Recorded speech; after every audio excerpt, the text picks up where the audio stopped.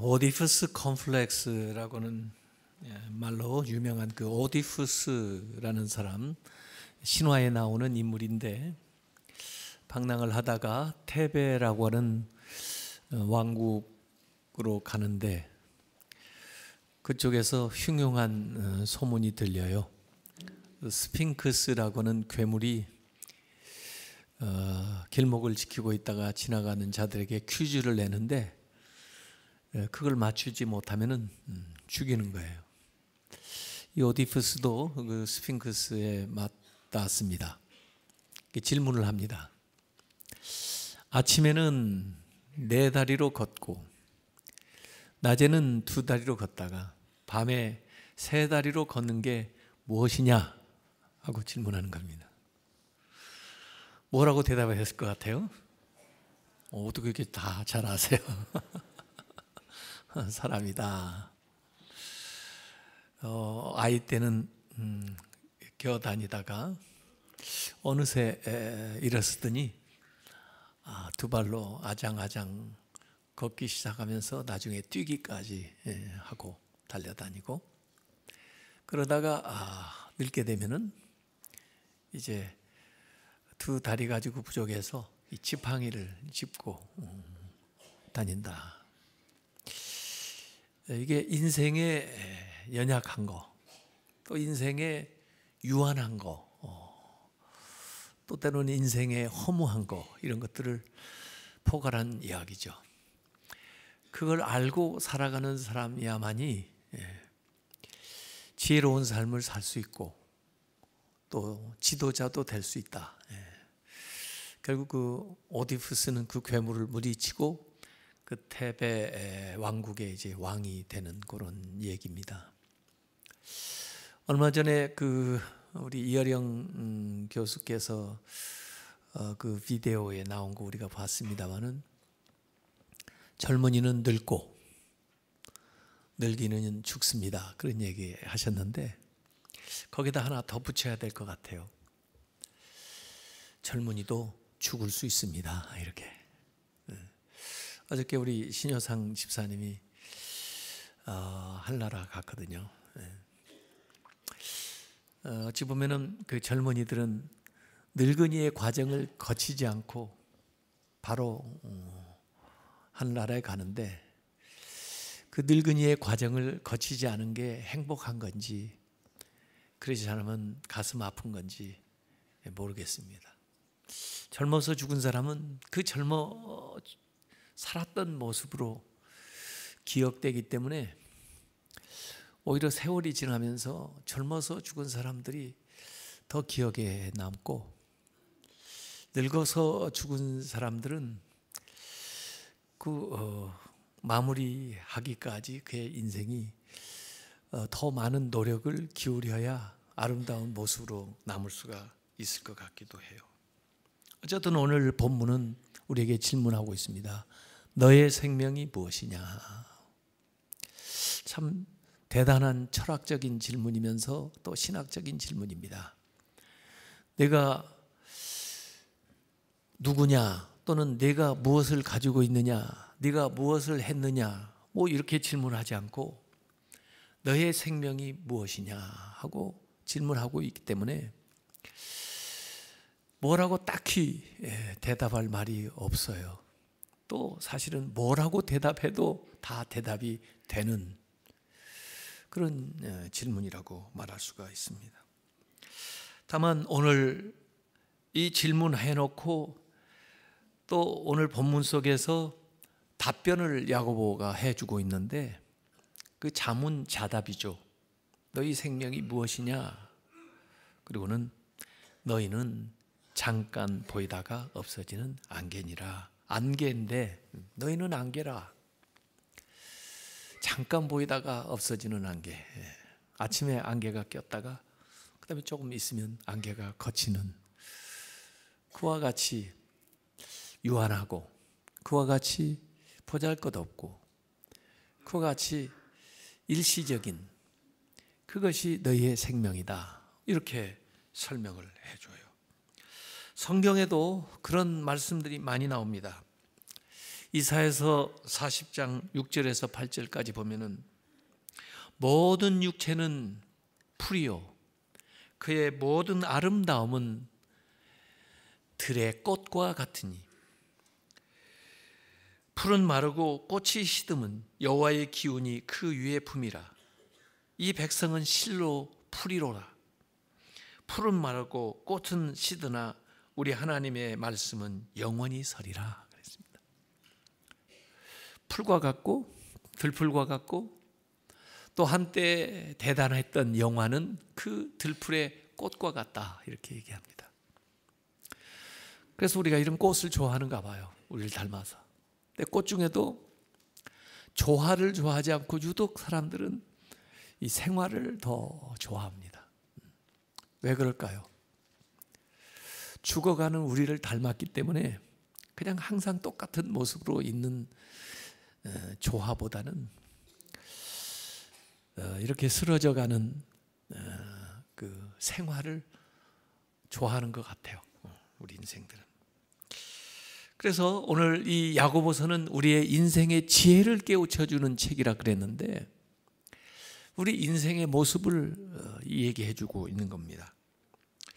지혜로운 사람은 자신의 인생이 얼마나 연약하고 유한하고 때로는 보잘것없는가 하는 것들을 알고 겸손하게 살아가는 것, 그것이 진짜 지혜로운 사람이다라고 하는 이야기를 해주는 것 같아요. 우리 모두는 정말 유한한 삶을 살고 있어요. 그 러브 스토리라는 영화도 보면은 그 두 연인이 나오는데 그 유한한 생명을 살아가는, 그래서 그 사랑이 애절하고 안타깝고 또 감동을 자아내죠. 근데 사실 알고 보면 그 시한부 인생을 사는 불치의 병에 걸린 사람뿐 아니라 우리 모두 다가 유한한 인생을 살고 있습니다. 그리고 모르는 인생을 살고 있습니다.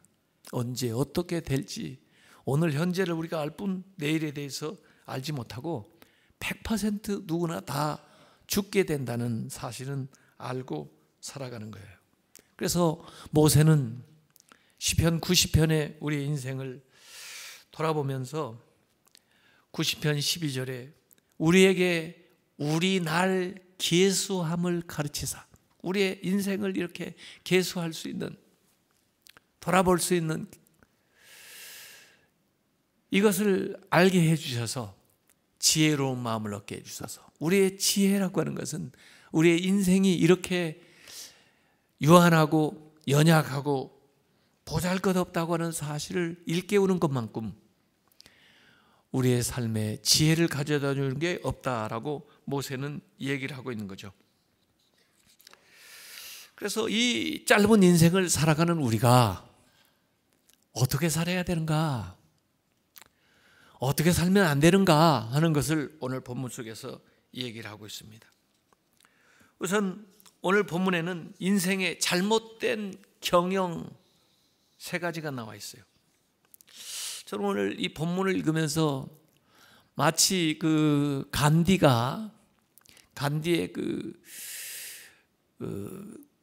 이 묘비 그쪽 이 기념비에 새겨져 있다는 그 글귀가 생각이 나서요. 이 간디가 7가지 악덕에 대한 이야기를 했다고 해서 거기에 새겨져 있는데, 7가지 악덕은 철학 없는 정치, 정치하는데 철학이 없다. 도덕 없는 경제, 아무리 돈을 많이 벌어도 거기에 도덕성이 없다. 노동 없는 부, 일하지 않고 부자 되려고는 거. 인격 없는 교육, 아무리 교육 많이 해도 인격이 빠져버린 교육.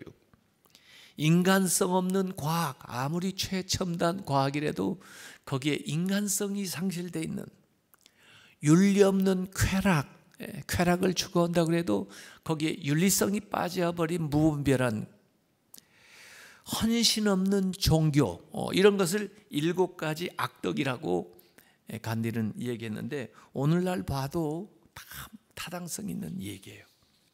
근데 오늘 야고보는 그와 같이 세 가지로 이 얘기를 했는데, 첫 번째는 뭐냐면 하나님 없는 계획입니다. 우리가 인생을 살려면 계획도 세우고 비전도 가지고 살아야 되는데, 하나님 없이 세우는 계획은 그건 정말 허무한 것이고 영원하지 못하다 하는 것을 오늘 야고보는 이 얘기를 하고 있습니다.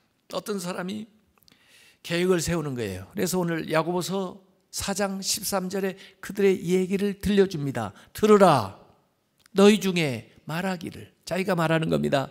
오늘이나 내일이나 우리가 어떤 도시에 가서 거기서 1년을 머물면서 장사를 해서 이익을 보리라 하는 자들아, 이렇게 얘기합니다. 여기에 시간이 나오고 기간이 나오고 장소가 나오고 그리고 하는 일이 나오고 그리고 그 일에 대한 성공을 스스로 예측하면서, 사실은 아직 일어나지 않은 건데 앞으로 또 일어날 것처럼 이렇게 예상해가지고 가서 머물며 장사해서 이익을 보겠다고 자신의 인생에 대한 계획을 필요하는 사람을 말하고 있습니다. 사실은 이 이야기만 들으면 세상에서 비난할 사람 아무도 없어요. 모두 다 그렇게 살고 또 그렇게 살면서 잘된 사람들도 얼마든지 있고, 또 그런 사람들을 우리 믿는 사람들조차도 부러워할 수도 있어요. 마치 예수님이 말씀하신 그 어리석은 부자의 비유, 누가복음 12장에 나오는 사람인데, 그냥 비유 타이틀이 어리석은 부자지 사실은 세상적으로 보면 지혜로운 사람처럼 보여요. 농사에 대한 계획을 세우고 수확에 대한 예상을 하고 또 그 보관할 창고가 비좁을 걸 생각해서 더 이전 걸 허물고 새로 짓고, 그리고 그 예상이 들어맞아 가지고 정말 수확이 많아지고 그것을 창고마다 가득 채워놓고 그 다음에 그 밤에 스스로 만족해서 내 영혼아 이 몇 해 먹을 것을 쌓아놨으니 뭐이 걱정이니, 먹고 자고 즐기고 평안히 살자, 이렇게 얘기한 거거든요.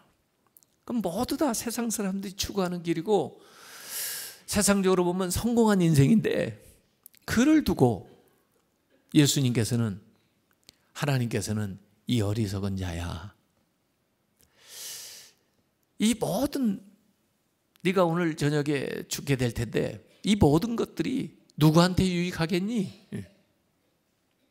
그러면서 세상에서는 부여할지 몰라도 하나님께 부여하지 못한 자가 바로 이와 같다 하면서 fool, 어리석다고 그랬거든요. 그 어리석은 사람은 오늘 여기 야고보서 4장 13절에 얘기한 이 사람이 어리석은 것은 하나님 없이 계획을 세웠기 때문에 그렇습니다. 자기가 자기의 인생의 주관자가 되는 것처럼, 자기가 모든 것을 아는 것처럼, 자기가 모든 것을 관할할 수 있는 사람인 것처럼 이야기하고 있는 거예요. 그래서 오늘 그 말을 고쳐주고 있습니다. 15절에 너희가 도리어 이렇게 말해야 된다. 주의 뜻이면, 주님의 뜻을, 하나님을 기억하면서 주님의 뜻이면 우리가 살기도 하고 이것이나 저것을 하리라 할 것이언을 얘기하는 거예요. 어리석은 사람은, 인생을 잘못 사는 사람은 하나님 없는 계획을 세우는 사람이고, 인생을 바로 사는 지혜로운 사람들은 하나님의 뜻을 구하면서 하나님 안에서 계획을 세워나가는 사람들이 지혜로운 사람이다, 이렇게 이 얘기를 하고 있는 것이죠. 어리석은 사람은 이 세상이 언제나 계속될 것처럼 생각을 합니다. 어리석은 사람들은 이 세상의 물질이 자기의 모든 필요를 채워줄 것처럼 착각하고 삽니다. 어리석은 사람들은 오늘처럼 앞으로도 자기가 마음만 먹으면 무엇이든지 자기 뜻대로 할 수 있는 것처럼 온통 자기 중심으로 살아가는, 자기만 있는, 그래서 남을 돌볼지도 모르고 하나님의 뜻과 하나님의 섭리도 생각하지 못하고 살아가는 사람들은 어리석다는 거예요. 지혜로운 사람은 주님의 뜻을 구하면서 그날 살아가는 사람입니다. 지혜로운 사람들은 이 세상에 재물을 쌓아놓는 게 아니고 영원한 하나님의 나라에 재물을 쌓아놓고 살아가는 사람들입니다. 이 세상에 쌓아놓는 재물은 점점 살수록 우리의 인생이 그 재물로부터 멀어지게 돼요. 그러나 하늘에 쌓아놓은 재물은 점점 살아갈수록 우리가 그 재물, 그 보화에 가까이 다가가게 됩니다.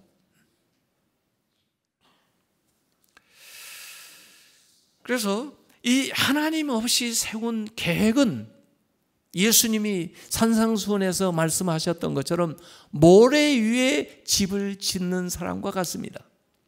아무리 근사하게 멋있게 잘 지은 것 같아도 종국에는 허물어져 버릴 허무한 인생을 산다는 거죠. 주의 뜻을 구하고 주님과 함께 계획을 세우고 살아가는 사람은 비록 더디어도 마치 반석 위에 집을 지은 사람과 같은 지혜로운 인생이 된다는 거예요. 세상 풍랑, 험한 바람뿐만 아니라 인생에 회오리 바람이 치고 심지어 인생이 쓰러지는 그 순간에도 하나님의 뜻대로 행한 사람은 영원히 견고하게 설 수가 있다는 얘기입니다. 잘못 사는 어리석은 인생, 하나님 없는 계획입니다. 그런가 하면 두 번째는 허탄한 자랑을 자랑거리로 알고 살아가는 사람들. 허탄한 자랑을 여기 얘기하니까 진정한 자랑도 있는 것 같아요. 근데 세상 사람들은 전부 허탄한 자랑들. 자기의 권세 있는 것을 자랑하고 물질 있는 것을 자랑하고 자기의 아름다움을 자랑하고 세상에서 추구하는 모든 것들, 그걸 자랑거리로 살아가는 것들을 여기 허탄한 자랑이라고 했습니다.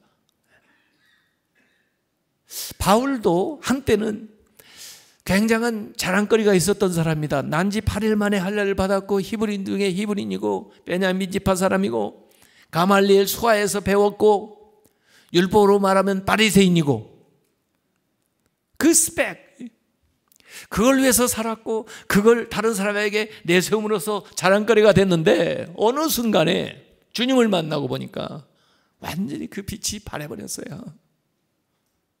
허탄한 자랑이라고 안 했죠. 그래서 내가 그 모든 것들을 배설물처럼 여긴다 이거예요. 배설물을 자랑할 사람 있습니까? 배설물을 자랑스럽게 생각할 수 있습니까? 요한일서 2장 16절 17절에 이 세상이나 세상에 있는 것들을 사랑하지 마라. 요 말을 다시 바꾼다면 이 세상이나 이 세상에 있는 것들을 자랑하지 말라 이렇게 바꿔도 돼요. 누구든지 세상을 사랑하면 아버지의 사랑이 그 안에 있지 아니하니 이는 세상에 있는 모든 것이 육신의 정욕과 안목의 정욕과 이생의 자랑이 다 아버지께로부터 온 것이 아니요 세상으로부터 온 것이라. 이 세상도 그 정욕도 지나가되 오직 하나님의 뜻을 행하는 자는 영원히 거하리라. 세상의 온갖들이 다 소멸된다는 거예요. 세상의 사치와 허영과 명예 다 지나갑니다. 하나님의 나라까지 따라갈 수가 없어요.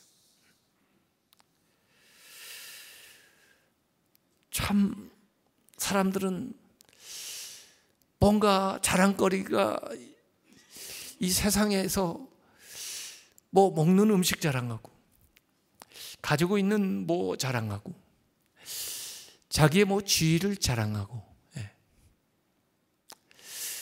심지어 요새는 안 좋은 일 한 것들도 자랑하더라고요. 난 이런 짓 해. 난 이런 사람이야. 왜 그럴까? 그 안이 너무 허하기 때문에 그래요. 그 허한 것을 어떻게 메울 수가 없으니까 허탄한 것들을 자랑하는 거예요. 본인도 알 겁니다. 그 모든 것들이 자기의 그 허한 것을 채울 수 없다는 것을 본인이 누구보다 더 잘 알 겁니다. 왜 인간이 이렇게 허합니까? 인간에게는 하나님의 흔적이 있어요. 인간에게는 하나님의 자리가 있어요. 우리 인간의 내면에는 하나님의 거하실 공간이 있어요. 그 하나님을 그 공간에, 그 자리에 모시기 전에는 인간은 허전한 것입니다. 공허한 것입니다. 하나님을 모시지 않았기 때문에 그래요. 하나님이 그 안에, 그 인생에 계시지 않기 때문에 어떤 것을 가지고도, 어떤 것을 누리면서도 허무한 거예요. 그것은 어떤 물질로도 채워지지 않아요. 이 어리석은 부자는 물질을 모았기 때문에 내 영혼이 채워질 걸로 착각하고 있지만은 그거기 때문에 그가 어리석고, 그 물질이, 그 권력이, 그 향락이 우리의 빈 공간을 채워줄 수가 없습니다. 왜? 하나님 자리이기 때문에. 하나님 아니고는 어떤 것도 하나님과 견줄 수가 없기 때문에 그 자리를 채워주지 못해서 허전해요. 허전할수록 그들은 허탄한 자랑을 하면서 살아가는 거예요. 하나님을 모시고 난 다음에 바울은 오히려 나의 연약한 것을 자랑한다래요. 이전에는 강한 것을 자랑했는데 내가 연약하다는 게 참 복이다. 왜? 하나님 앞에 겸손하게 만들고, 그리고 그 자리에 하나님을 모실 수 있기 때문에 내가 십자가를 자랑한다. 예수 그리스도의 십자가를 통해서 나의 모든 죄와 허물과 연약한 것들이 치유되어 있기 때문에 나는 십자가를 자랑한다. 이게 진정한 자랑이죠. 허탄한 자랑을 하는 자도 있고 진정한 자랑거리가 있는 사람도 있습니다. 여러분은 진정한 자랑거리가 있으십니까? 여러분은 십자가를 진정한 자랑으로 삼고 있습니까? 여러분은 하나님 아버지를 여러분의 삶에 모신 것 그 자체가 여러분의 자랑거리입니까? 오늘 삶을 살아가는 잘못된 태도를 이야기하고 있어요. 하나님 없는 개, 허탄한 것들을 자랑거리로 살고 살아가는 인생. 세 번째는 행함이 없는 지식에 대해서 얘기하고 있습니다. 선에 대한 지식은 있는데 행함이 없어요. 믿음, 하나님에 대한 지식은 있는데 행함이 없어요. 그것도 잘못된 삶의 태도라고 하는 거죠. 영적인 진리를 알았으면 거기에 대한 실행이 따라와야 되는데 알면서도 아무것도 하지 않아요. 그래서 오늘 4장 17절에 그러므로 사람이 선을 행할 줄 알고도 행하지 아니하면 죄니라 라고 얘기하고 있습니다. 하나님 없이 계획을 세우고 바쁜 것도 죄가 되지고, 그러나 오늘 하나님 믿는다고 하면서도 진리를 안다고 하면서도 그것을 행하지 않는 것은 태만의 죄를 진다고 하는 것입니다. 정말 예수 믿는 사람들이 날마다 와서 하나님 말씀을 듣는 사람들이 지기 쉬운 죄가 이 죄입니다. 우리만큼 선한 일에 대한 지식이 많은 사람이 어디 있습니까? 근데 그 지식이 우리를 선하게 만들어주질 않아요. 행해야 선한 사람이 되는 거죠. 아는 것이 선하게 만들어주질 않아요. 오히려 아는 데서 그치면 그 지식은 우리를 교만하게 만들고, 그것이 반복되면 우리를 완악하게 만들고, 그것이 다른 사람 앞에 우리를 위선자로 만드는 것입니다. 세상에 살면서 자기의 죄가 있는가 하면 무자기의 죄도 있어요.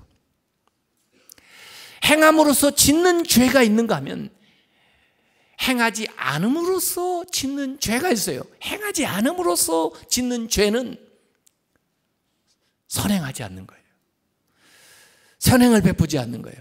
홍종명이라고 하는 시는 아무것도 하지 않는 폭력이라는 시에서 이런 얘기를 했습니다. 만약 자신의 이웃을 사랑하지 않는다면 그것은 폭력입니다. 만약 길 잃은 아이에게 길을 가르쳐 주지 않는다면 그것은 폭력입니다. 만약 목마른 아이에게 물 한 컵을 주지 않는다면 그것은 폭력입니다. 만약 배고픈 이에게 아무것도 주지 않는다면 그것은 폭력입니다. 만약 다른 이의 인격을 훼손했다면 그것은 폭력입니다. 함으로써 짓는 죄가 있는가 하면 하지 않음으로써 짓는 죄, 이걸 생략의 죄라고 그래요. 생략, 오미션. 커미션은 범함으로써 행함으로써 짓는 sin, 죄라면 오미션, 행하지 않음으로써 짓는 sin, 죄가 있다는 거예요. 사실 달란트 비유에도 보면 5달란트, 2달란트, 1달란트 그의 재능에 따라서 주셨는데 1달란트 받은 사람은 sin of omission, 아무것도 행하지 않는 죄를 진 거예요. 그에게 준 가능성을, 그에게 준 그 기대를, 그에게 준 그 은사를, 그에게 준 그 기회를 행하지 않고 묻어둔 죄입니다. 그래서 이 악하고 게으른 종아, 게으르기만 한 게 아니고 이 악하고 게으른 종아, 나태하다고 책망을 받게 된 거예요.